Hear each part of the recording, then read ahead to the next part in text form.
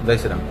जन्मजातकर लग्न ठारू नवम भाव को पूर्व पुण्य स्थान बा भाग्यस्थान हिसाब से गणना कराए। तेबे भावात भावम नीति अनुसार नवम भाव हूँ पंचम स्थान, जहाँ जन्मजातकर इष्टदेवता सूचना दी था।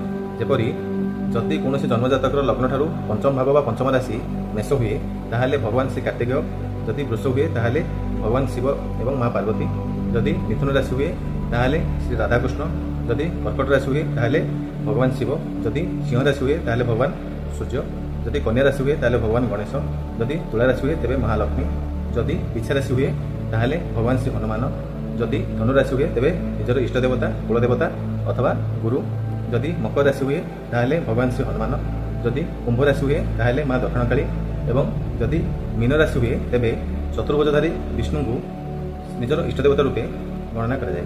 जदि कौन जन्मजातक तांकर इष्टदेवता आराधना करती तेबे पूर्व पुण्यर प्रभाव में अशुभत्व ह्रास शुभत्व वृद्धि होता है। जय जगन्नाथ।